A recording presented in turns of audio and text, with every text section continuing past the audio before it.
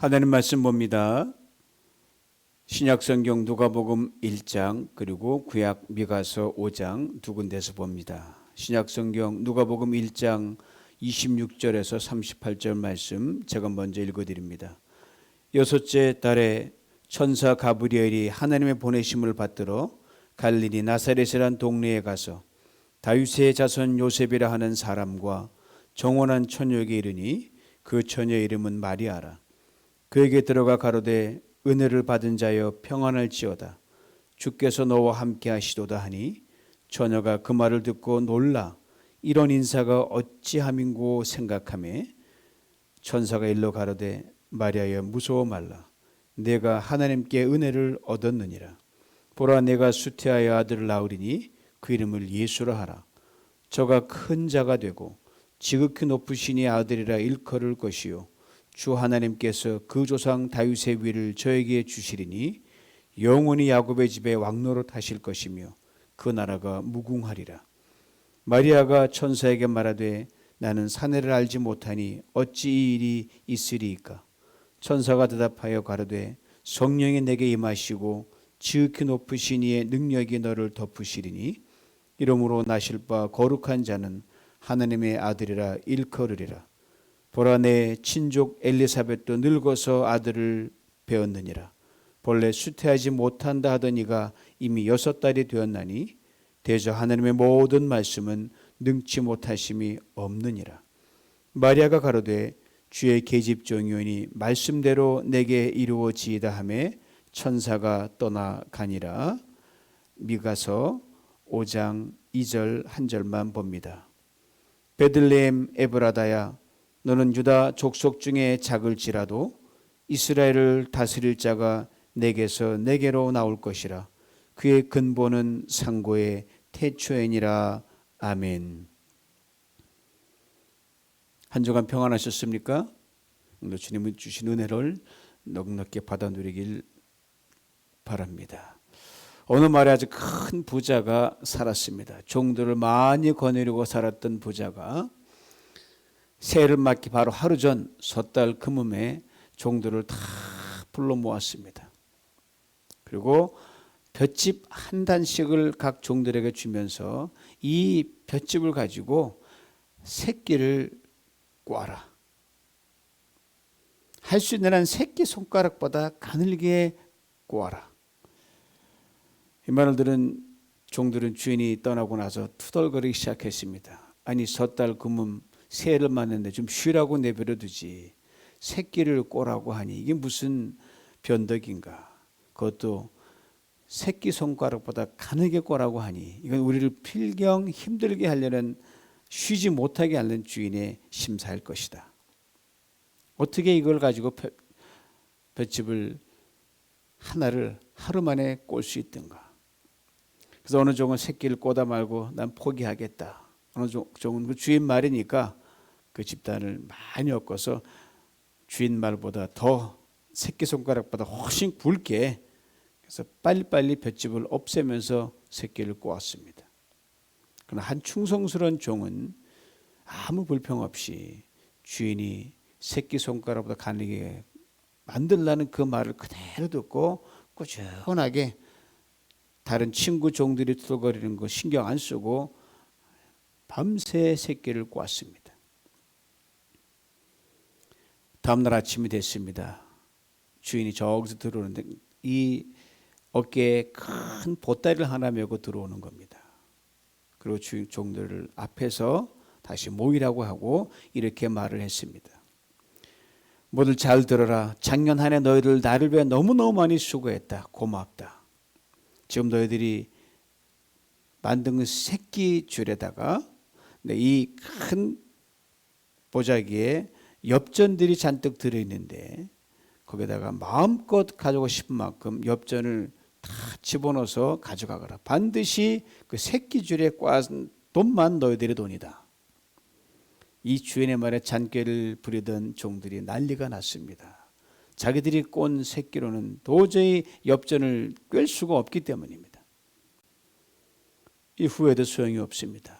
그러나 주인의 말을 듣고 밤새 충직하게 새끼 손가락보다 작은 새끼를 꼰 충실한 종은 하나씩 하나씩 종들의 부름을 받으면서 연신 그 가방에 담긴 엽전을 하나씩 둘씩 많이 새끼에다 연결해 넣습니다. 그리고 그 많은 엽전을 가지고 자기 종의 모습도 상한받고 자유의 종이 되었습니다. 이 수많은 그 꾀푸인 종들과 이 총성된 종의 차이가 무엇입니까? 종은 종인데 엄청난 차이가 있는 겁니다. 바로 주인의 말을 충성되이 받고 그대로 담아서 실천하는 그 종됨의 그릇의 용량의 차이가 바로 이 엄청난 결과를 만들어낸 것입니다. 자신의 생각으로 꽉 차 있는 종들은 불평과 원망 속에서 주인의 말을 귀담아 들을 마음의 그릇이 전혀 준비가 되어 있지 않았고, 주인의 말에 순종한 종은 주인의 말을 그대로 담을 마음의 그릇이 준비되어 있었기 때문입니다.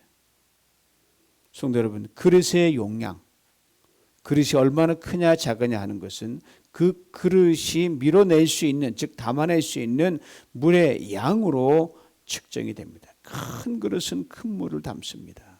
작은 그릇은 작은 양의 물밖에 담지 못합니다. 이걸 전문용어로 displacement, 밀치는 그 양이라고 그러고, 이 선박용어로는 배수량이라고 그럽니다. 현존하는 세계 최대의 항공모함으로 알려진 제럴드 R. 포드 항공모함이 있습니다. 포드 대통령을 이름을 따서 만든 항공모함인데 2017년에 취역을 해서 2022년에 실전에 배치될 예정입니다. 떠다니는 공군기지로는 세계 최대입니다. 최강입니다. 이 배는 축구장 한 4개 내지 5개 정도를 모아놓을 만큼 그렇게 배가 큽니다. 거기 모든 편의시설과 스포츠시설, 휴식시설 다 없는 게 없습니다. 그리고 핵 추진으로 가기 때문에 연료를 갈아 낄 필요도 없어요. 무한정 바다에 떠 있을 수가 있어요. 여러분, 이런 엄청난 규모의 배가 바다에 떠 있으려면 그만한 용량의 물을 내밀 수 있어야 됩니다. 배수량이 커야 돼. 디스플레이스먼트가 엄청나게 커야 됩니다. 이 포드 항공모함의 배수량은 무려 11만 톤 가까이 됩니다. 아무리 큰 배도 여러분 비어있지 않으면 거기에 담을 수가 없습니다. 오늘 본문은 바로 이런 그릇의 용량과 관련하여 아주 신비로운 사건이 등장을 하는데, 왜 신비로운 사건이냐 하면 아주 작은 그릇에 뭘 담을 수 있겠습니까? 그 작은 그릇에 도저히 담을 수 없는 엄청나게 큰 것을 담게 된 사건이 오늘 본문에 등장하기 때문입니다. 즉 연약한 인간이란 그릇 속에 하느님을 담게 된 사건이기 때문입니다. 이런 찬송과 가사를 통해서도 설교에 부르게 되겠지만 알잖아요. 하늘을 두루마리 삼아도 담을 수 없는 게 하나님의 사랑입니다. 바다를 많은 바닷물 먹물 삼아 다 그걸로 표현한다고 해도 담을 수 없고 표현할 수 없는 게 하나님의 사랑이라고 우리는 노래를 불렀습니다. 그런데 아이러니하게도 이 하나님께서 바로 인간 그릇에 담긴 겁니다. 어떻게 담을 수 없는 인간 그릇에 하나님이 담길 수 있는 겁니까? 바로 사람이 하늘을 감동시켰고 하나님을 움직였기 때문에 그 안에 담기신 겁니다. 우리 그리스도인 우리들은 이렇게 생각하지요. 인간의 모든 일들, 하나님의 크신 경륜과 주권적 의지에서 되어지는 것을 믿음으로 깨닫고 그렇게 살아갑니다. 맞지요?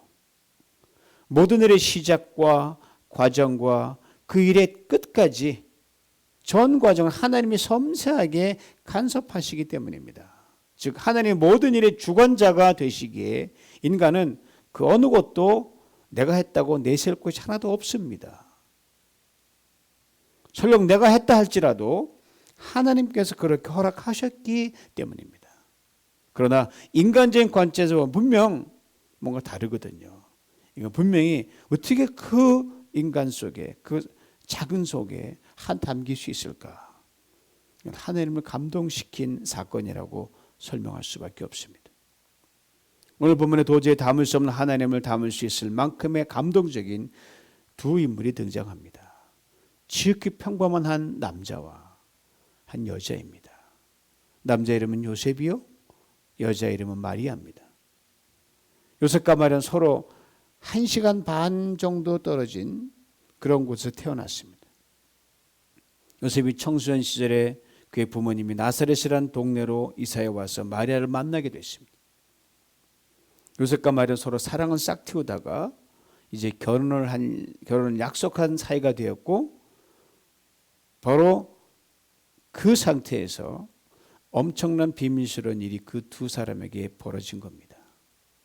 본문에 요셉과 마리아가 정혼했다고 되어 있는데, 요즘 말하면 약혼이지만 그러나 그 구속력은 요즘 말하는 약혼과 상상할 수 없이 차이가 납니다. 당시 약혼이라는 것은 사랑하는 남녀가 앞으로 결혼할 것을 전제로, 약혼은 무조건 결혼을 해야 돼요. 그 전제로 한 거기 때문에 개인적인 의사표시나 양가의 인사 수준이 아니었습니다. 이에 대해 마태복음은 그러므로 요셉과 마리아의 관계를 다음과 같이 정확하게 기록해 줍니다. 남편 요셉, 아내 마리아. 정식 부부란 말이에요. 그런데 아직 신방만 차리지 않았다는 말입니다. 그러므로 이 정혼한 상태를 물을 수 있는 유일한 길은 파혼뿐이에요. 파혼도 파혼하는 이유가 돼야 파혼하잖아요. 파혼하면 이유가 없으면 못 파혼하는 겁니다. 이런 의미로 지극히 평범한 시골 마을의 청년 요셉과 처녀 마리아에게 본문의 사건은 엄청난 충격일 수밖에 없습니다. 요셉과 마리아는 서로 여자를 가까이 한 적도 없고 남자를 가까이 한 적도 없는 신실한 사람들이었습니다. 그런데 지금 아내가 될 마리아가 임신을 해버린 겁니다. 게다가 마리아가 나사렛을 떠나 친척 집에 3개월간 가 있었던 동안에 이루어진 임신이었기에 요셉은 더더욱 당황했을 것임에 틀림없습니다. 여러분, 요셉의 입장이었다면 어떻게 반응했고 어떤 심정이었겠습니까? 당황했겠죠. 놀랐겠죠. 충격이었고 배신감마저 들었을 줄 압니다. 그리고 분노와 두려움과 절망, 이 모든 걸 합친 그런 복합된 감정이 그를 눌렀을 것입니다. 한 동네에 자랐어요. 그렇게 신뢰하고 사랑했던 사이는 불과 3개월 동안에 이런 엄청난 일을 겪게 된 겁니다. 당시 사회 구조로 볼 때 요셉은 마리아에게 충분히 심하게 대할 수 있었습니다.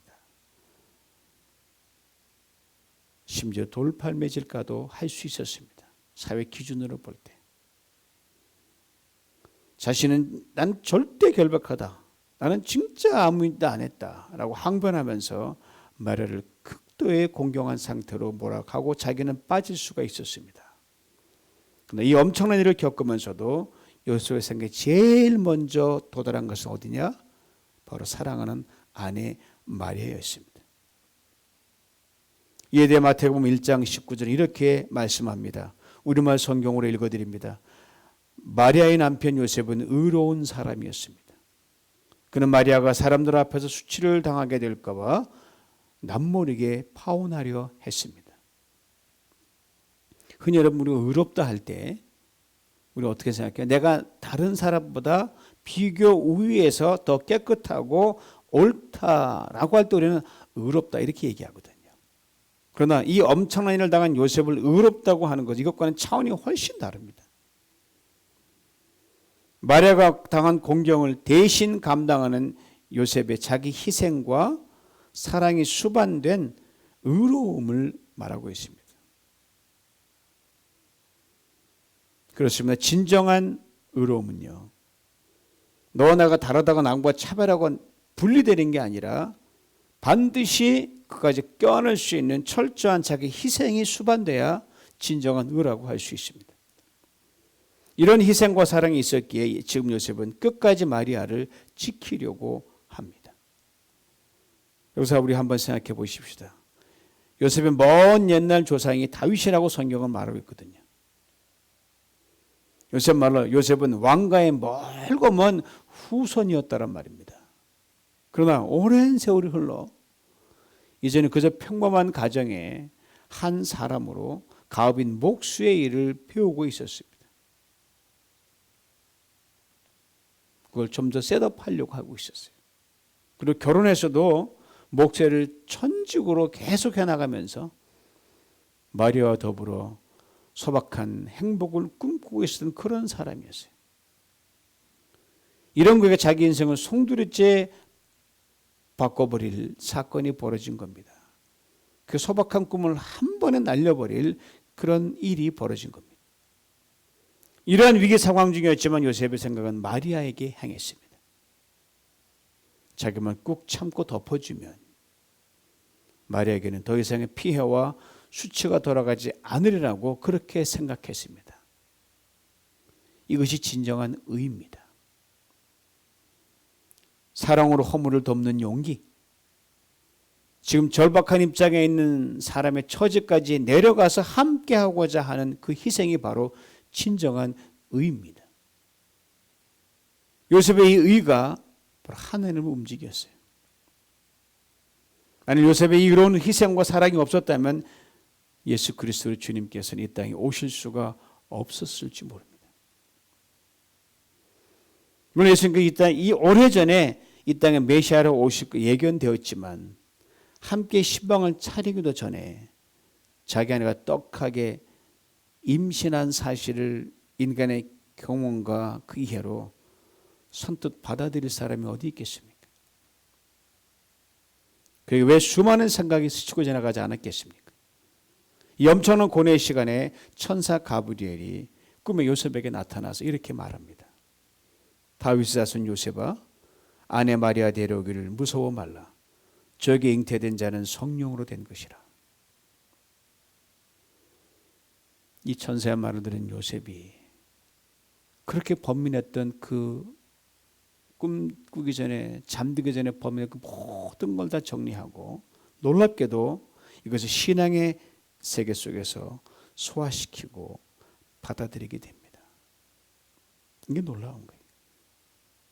이 말은 정혼한 아내 사이에 얻은 자식이면 만약 그 아이는 마리아는 아이를 낳아야 돼요.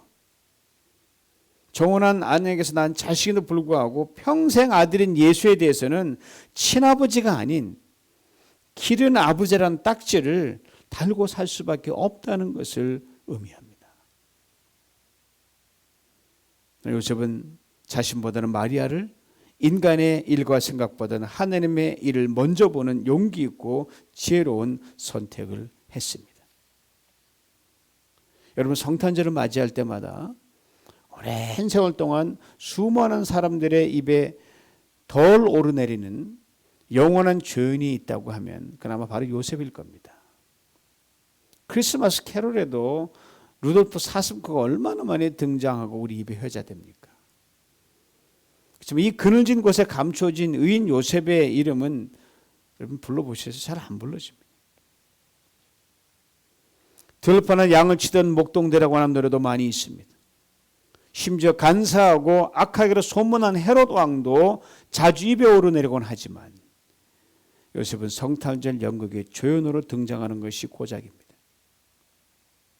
당대는 물론 후대리까지 철저히 기른 아버지, 포스터 파더로서 짧은 인생을 살았고 역사의 뒤안길로 사라진 인물이 바로 요셉입니다.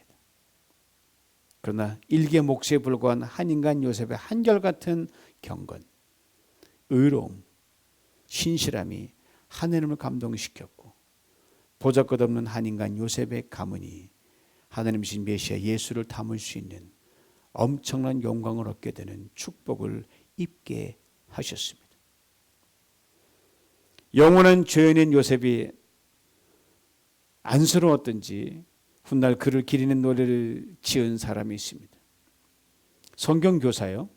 크리스천 작가면서 CCM 작사자, 작곡가 겸 가수인 마이클 카드입니다. 지금 생존해 계신 분이고 저와 비슷한 연배의 사람이에요. 제목은 요셉의 노래. 말씀 준비하면서 다시 여러 번 들어봤습니다. 이런 내용입니다. 우리에게는 글이 잘 알려지지 않아서 제가 나름대로 번역을 해봤어요. 들어보세요. 어떻게 제 팔에 안긴 이 아기가 지금 이처럼 평화롭게 자고 있는 이 아기가 하나님의 아들일 수 있나요? 천사가 그리 말이 되었지만 어떻게 그럴 수 있습니까? 주님, 저는 압니다.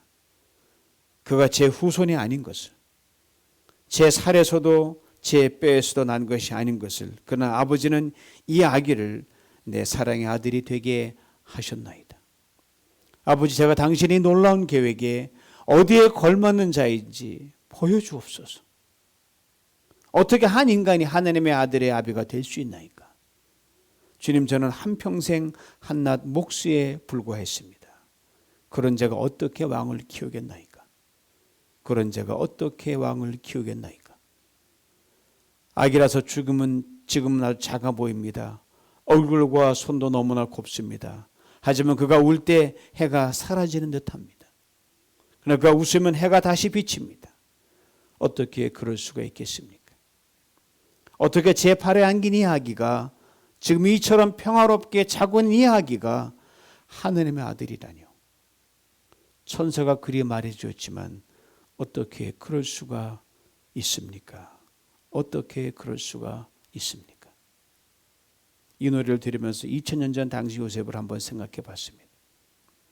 지극히 평범한 한 인간 요셉이 온갖 고뇌와 갈등과 수많은 생각 속에서 인간의 이성도 내려놓고 판단도 내려놓고 사람의 이목도 내려놓고 자신의 체면도 내려놓고 육신의 정도 내려놓고 사랑하는 아내 마리아의 몸에 생긴 감당할 수 없는 그 엄청난 변화를 인내와 사랑, 희생을 아끼지 않은 그의 의로 승화시킨 그 요셉 말입니다. 하나님께 요셉의 의로움에 감동하신 것입니다. 이제 마리아를 봅니다. 그 남편이 그 아내라는 생각을 떨쳐버릴 수가 없습니다. 아기 예수가 성령으로 잉태된 것을 알았을 때 더 놀란 것은 아마 마리아였을 거예요. 요셉은 남편으로 당하는 충격에 그쳤겠지만 아내 마리아는 자신이 직접 당하는 일이었고 몸으로 느끼는 일이었기에 아마 그 충격은 거의 메가톤급이었을 것입니다. 그도 그럴 것이 어느 날 갑자기 천사가 딱 나타난 거예요. 다음과 상상할 수 없는 문안 인사를 합니다. 오늘 보면 29절이에요. 은혜를 받은 자여 평안할지어다 주께서 너와 함께 하시도다. 깜짝 놀라면 이게 무슨 인사가 이런 인사가 다 있나. 먼 옛날 위대한 신앙의 선조들에게나 있을 법한 일이 지금 자신이 일어난 것, 이 말도 어찌 놀라지 않을 수 있겠어요. 다시 말하면 자신의 아브라함처럼 야곱과 요셉처럼 그리고 선자들처럼 하나님 함께 하시는 사람으로 택함을 입었다는 말이기 때문입니다. 무서워 떨고 있는 마리아에게 천사는 더 놀라운 말을 전합니다. 오늘 보면 31절에서 33절입니다. 보아라, 내가 잉태하여 아들을 낳을 것이니 너는 그 이름을 예수라고 하여라. 그는 위대하게 되고 가장 높으신 분의 아들이라고 불릴 것이다. 주 하나님께서 그에게 그의 조상 다윗의 왕위를 주실 것이다. 그는 영원히 야곱의 집을 다스리고 그 나라는 무궁할 것이다. 천사의 말에 마리아는 전 남자를 한 번도 가까이 한 적이 없습니다. 어떻게 제가 아이를 가질 수 있단 말입니까? 라고 의구심을 자꾸 이야기합니다. 마리아의 질문에 천사는 더욱 받아들이기 힘든 말을 해요. 성령이 내게 임하시고 하나님의 능력이 너를 덮어서 아들을 낳을 것이다. 난데없이 천사가 나타나서 아이를 가지게 될 것이다. 그 아이는 성령으로 될 것이라고 말을 합니다. 여러분, 천사의 이 말이 마리아에게 얼만큼 충격으로 다가왔는지 상상할 수 있겠습니까? 마리아 생전에, 아니 인류 역사상 남자 없이 그것도 성령으로 여자가 아이를 잉태하여 있다고 하는 것, 처음 듣는 소리. 그 이전에도 없었고 이후도 없다 하면은 그만한 충격일 겁니다. 그러니까 우리는 상상할 수밖에 없어요. 당시의 사회에서 여자의 지위라는 것은 지극히 열악했습니다.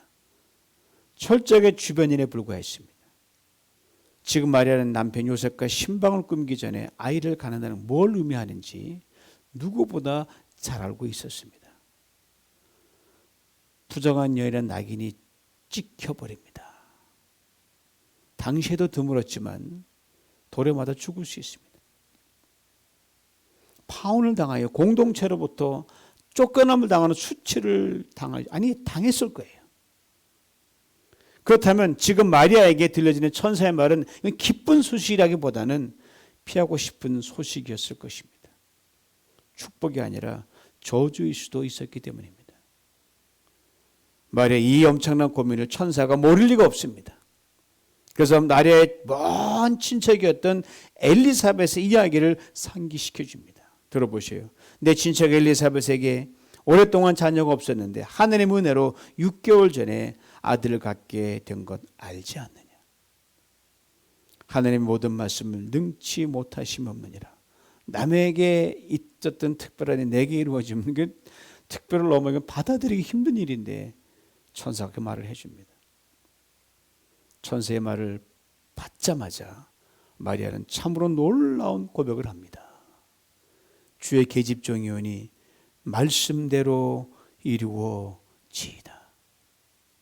저는 마리아의 고백을 대할 때마다 큰 힘과 용기를 얻을 때가 참 많아요.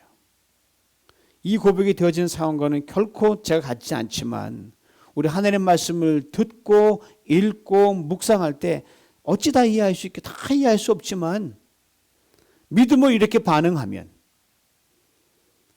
마리아가 누린 그 은혜를 우리도 받아 누릴 수 있기 때문입니다. 한번 따라해 보실래요? 주의 종이오니 말씀대로 이루어지이다. 당시 마리아가 이 고백을 하기까지 넘어야 할 장애물은 실로 엄청났습니다. 그러나 이 장애물을 넘는 데 걸리는 시간은 아주 짧았습니다. 믿음요, 그 긴 오랜 시간의 고난도 한 번에 넘어가게 만듭니다. 믿음의 고백은요, 그 엄청난 수많은 사건 속에서도 넉넉히 이길 수 있는 힘이 우리에게 주어집니다. 이것이 마리아의 위대한 믿음이었습니다.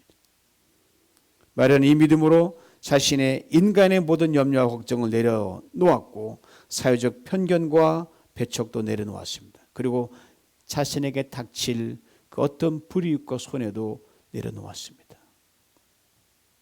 우리 말을 쉽게 하자면 이게 진짜 힘든 일이었거든요. 나이가 많은 것도 아니고 젊은 처자였는데, 그리고 그 자리에 하나님의 모든 말씀은 능치 못함이 없다는 천사의 말로 꽉 채워놨습니다. 이게 바로 믿습니다는 거예요. 마리아의 믿음이 하나님을 감동시켰습니다. 그리고 그녀의 육신의 누추한 몸에 하나님이신 예수 그리스도 닮는 영광을 누리게 되었습니다. 요셉이라는 이름처럼 마리아라는 이름도 동네에서 여러 명이 될 정도로 흔한 이름이었습니다. 그러나 그 흔한 이름을 가진 평범한 여인의 몸에 인간을 죄로부터 구원할 메시아 구세주를 잉태하는 최고 최선의 축복을 받아 누리는 영광을 얻게 되었습니다. 아시는 오늘은 대강절 세 번째 주일입니다. 대강절의 기쁨은 바로 여러분과 저 우리 심령의 그릇에 정비리 하게 되어 있습니다. 그릇이 많이 준비되면 큰 기쁨이요, 그릇이 얼마 준비 안 되면 작은 기쁨밖에 누리지 못합니다. 지금 여러분과 저의 경건의 그릇, 의로움의 그릇, 사랑과 희생의 그릇, 믿음의 그릇은 얼만큼 비어있고 준비되어 있습니까? 여러분, 다니엘서에 보면 벨사살 왕 때 한 사건이 기록되어 있습니다. 벨사살 왕이 아버지 느부갓네살 때와 달리 지극히 교만해졌습니다. 하루는 그가 늘 왕국에서 엄청나게 큰 잔치를 베풀고 있는데 갑자기 공중에서 사람의 손가락이 나타나더니 벽에다가 막 글씨를 막 쓰는 거예요. 메네메네 데겔 우바르신. 깜짝 놀라는 왕이 그 해석을 몰라 근심하고 있는데 다니엘이 이렇게 풀이해 줍니다. 왕이시여, 왕이 지극히 교만하여 하나님 왕의 세대를 끝나게 하실 것입니다. 하나님께서 왕을 저울에 달아보니, 그릇을 달아보니 하나님의 기준에 미달이 되었기 때문입니다. 사랑하는 성도 여러분, 2000년 전에 이 땅에 구주로 오신 예수님께서 지금도 당신이 거할 겸손한 그릇을 찾고 계십니다. 당신이 거할 의로운 그릇을 찾고 계십니다.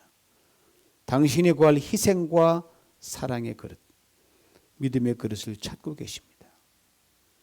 2000년 전에 요셉과 마리아를 찾으셨듯이 말입니다. 여러분의 심령의 그릇에 주님이 들어오실 수 없을 만큼, 아니 들어오시 아주 삐졌고 그렇게 힘들게 들어오실 만큼 그 무엇으로 꽉 채워져 있다면 하나님께서 당신의 저울에 달아보시고 아직도 덜 배있다 하시면 얼마나 안타까운 일이겠습니까?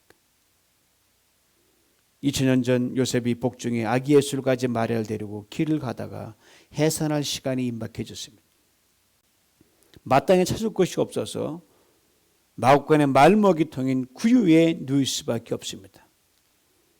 이 다급한 상황에 대해 성경 누가복음 2장 7절은 이렇게 설명합니다. 현대인의 성경을 읽어드립니다.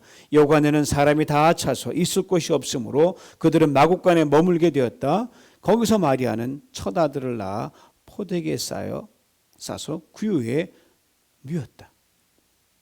얼마나 아이러니한 일입니까? 인간의 심령은 자기들의 것으로 꽉 차서 주님을 모실 수가 없는데 미미는 짐승의 먹이통, 빈 먹이통이 오히려 하늘을 감동시키고 주님을 최초로 모신 침대가 된 영광을 누리게 되었다는 이 아이러니한 사실 말입니다. 오늘 함께 봉독한 성경 미가서 5장 2절에 하나님을 감동시킨 작은 마을이 소개됩니다. 그러나 너 베들레헴 에브라다야, 너는 유다의 여러 족속 가운데서 작은 족속이지만 이스라엘을 다스릴 자가 내게서 내게로 나올 것이다. 그의 기호는 아득한 옛날 태초에까지 거슬러 올라간다. 베들레헴, 빵 굽는 작은 마을이라는 뜻입니다. 바로 이 초라하고 작은 마을에서 이스라엘의 왕이 나온다는 말씀이에요. 이 작은 마을에서 아기 예수가 태어날 수 있게 한 보잘것없고 겸손한 두 사람이 있었는데 바로 요셉과 마리아였습니다. 저들은 세상 대신에 하나님을 먼저 택했습니다. 그것은 바로 의와 경건과 믿음의 선택이었습니다. 바로 이 두 사람 요셉과 마리아가 하늘의 마음을 움직였고 이 땅에 예수 그리스도가 오시는 놀랍고 기쁜 소식을 있게 한 최초의 역사적 인물이 되어 오가는 세대마다 그들 입에 회자되고 있지 않습니까? 이미 예수 그리스도 안에서 구원의 기쁨과 감격을 누리고 있는 우리들입니다. 2000년 전에 이미 이 땅에 오신 예수 그리스도를 2020년 대강절에 그 어느 때보다도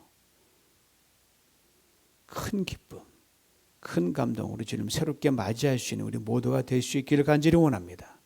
그래야 교만과 욕심, 원망과 불평, 미움과 갈등, 그리고 내일 일에 대한 지나친 염려와 걱정, 불안 등으로 밀려났던 우리 삶의 기쁨의 자리를 다시 회복할 수 있기를 원합니다. 아신 대로 다시 스테이홈으로 인해 우리의 모든 상황이 이전보다 더 힘들어졌고 어려워졌습니다. 모든 것이 다 닫히고 막혔고 그 어느 때보다도 어둠이 점점 짙어져만 갑니다.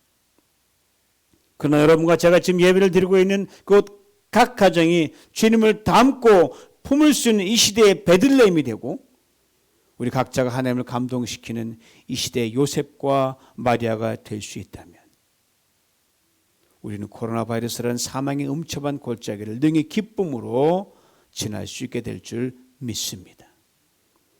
2000년 전 역상 어둠이 가장 짙게 들여온 민족의 역사 속에서 마리아가 예수님을 잉태하고 기쁨에 충만하여 부른 환희의 찬송을 들어보시기 바랍니다. 내 영혼이 주를 찬양하며 내 마음이 하나님 내 구주를 기뻐하였음은 그 계집 중에 비천함을 돌아보셨습니다. 보라 이제 오르는 만세의 날을 복이 있다 일컬이라 능하신 이가 이 큰일을 내게 행하셨으니 그 이름이 거룩하시며 긍휼하심이 뒤로하는 자에게 대대로 이르는도다. 이 찬양을 우리 가슴속에 깊이 새기는 중에 주님께서 여러분과 우리를 복이 있다 불러주시며 큰 은혜 받고 누릴 자로 인정하여 주시고 우리를 위해 하실 큰 일을 기대하는 복된 성도님 다 될 수 있기를 주님의 이름으로 축원합니다. 기도드립니다. 세상의 눈으로 볼 때 아무것도 아닌 요셉과 마리아였지만 저들은 하나님을 감동시킬 만큼의 겸손의 그릇, 믿음의 그릇이 되어 구주 되신 메시아 예수 그리스도를 품고 담을 수 있는 특별한 은혜를 입었습니다. 주님 땅 위에 수많은 사람들이 살아갑니다. 그리고 그리스도라는 이름으로 불리는 사람들로 우리를 먼저 불러주셨습니다. 기왕에 부르셨사오니 주님 우리의 삶도 하나님을 감동시키는 일이게 하시고 2000년 전에 이 땅에 오신 주님을 다시 새롭게 맞이하고 품고 담는 그릇으로 빚어 주시옵소서. 그래야 이 어렵고 힘든 시대에 세상에 소망의 빛을 던지는 기쁨의 사람으로 살아가게 하여 주옵소서. 주여 우리의 일생 다하는 그날까지 주님께 우리를 복 있는 자로 은혜를 받고 누릴 자로 우리를 통해 큰 일을 이룰 자로 살아가게 하옵소서. 예수님의 이름으로 기도드립니다. 아멘.